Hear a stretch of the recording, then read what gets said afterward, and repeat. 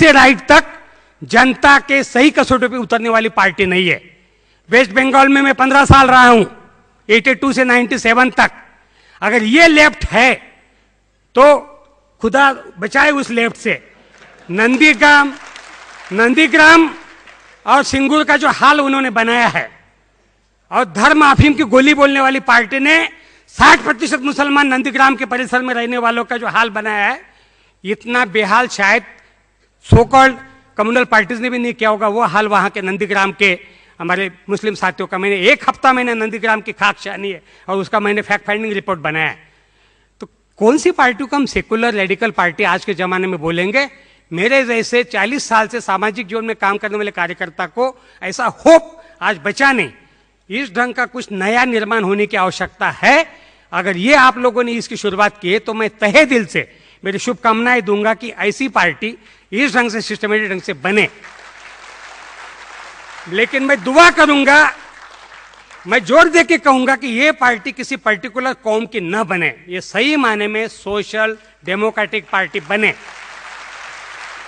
क्योंकि मैं मानता हूं भागलपुर के दंगे के बाद से मेरा कम्युनलिज्म ये एकमात्र एरिया है काम का।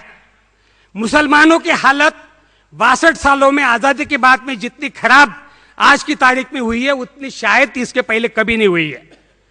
हिंदुस्तान के मुसलमान किस ढंग की इनसिक्योरिटी कॉम्प्लेक्स में जीते, इसमें लिखा है फ्रीडम फ्रॉम फियर, भय से मुक्ति। हिंदुस्तान का मुसलमान वो राष्ट्रपति उपराष्ट्रपति भवन में बैठा हुआ कोई अंसारी हो या केला बेचने वाला कोई यूसुफ हो, मेरे ख्याल से वो एक ही कॉम्प्लेक्स में जीता है। अगर किसी बाप का बेटा बंबई में पढ़ रहा, दिल्ली में पढ़ रहा, किसी महानगर में पढ़ रहा, और वो अगर किसी छोटी जगह पे है, उसका हार्ट बीट कैसा चलता होगा ये मैं समझ सकता हूं कि मेरा बेटा कौन सी इसमें डाला जाएगा। ये मेरे पास जो डॉक्यूमेंट्स है, ये डॉक्यूमेंट्स हिंदुस्तान के मुसलमानों की क्या हालत बनाई गई, इसका ये रिटर्न डॉक्यूमेंट है। मेरे एक मित्र है, मुशरिफ नाम के आईजीपी थे महाराष्ट्र के, उन्होंने लिखा है। सालों से मुझे बोल रहे थे कि सुरेश भाई, मैंने कहा कि आप इसको पहले अक्षरबद्ध कीजिए, उसके बाद में बात करेंगे, क्योंकि इसका तब तक ऑथेंटिसिटी नहीं बताई जाएगी। हिंदुस्तान के मुसलमानों को सिस्टमैटिक ढंग से साथियों कैसा किया जा रहा है, इसका यह कच्चा चिट्ठा है। आईबी, सीबीआई, अगर यहां कोई बैठे होंगे तो जरूर अपने आकाओं को यह रिपोर्ट पहुंचाए।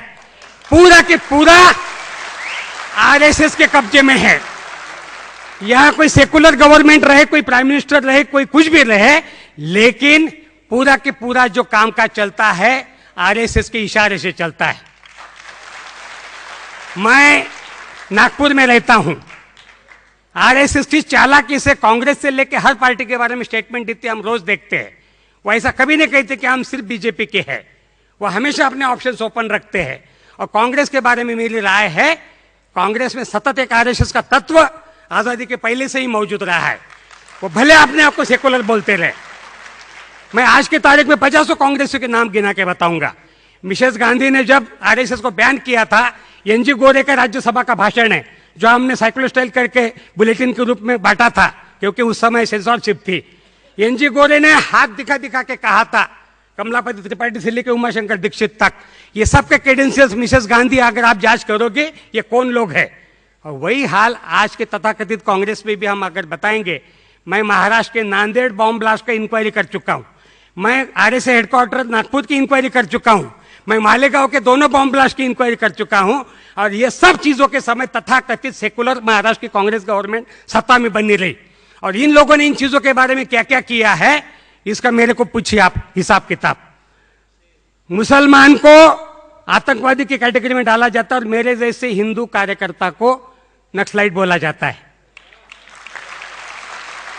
एक नए तरीके हो गए। जनता के सवालों को लेकर ईमानदारी से काम करने वाले, कॉम्प्रोमाइज न करने वाले लोगों को, अगर कोई तेज तर्रार मुस्लिम एक्टिविस्ट है तो आतंकवादी, और कोई तेज तर्रार अगर कोई एक्टिविस्ट है जिसका नाम गलती से, क्योंकि मैं सेकुलर हूं, मैं इस ढंग से हिंदू वगैरह मानता नहीं हूं, लेकिन बायोलॉजिकल एक्सीडेंट से अगर मेरा नाम सुरेश खैरनार है तो हमारे जैसे सैकड़ों, मैं अकेला नहीं हूं, मेरा पाटकर से लेके विनायक सेन से लेके हम 50 लोग हैं जिनको नक्सलाइट की कैटेगरी में इसी आईबी ने, इसी सीबीआई ने हम लोगों को कैटेगरीज करके रखा हुआ है।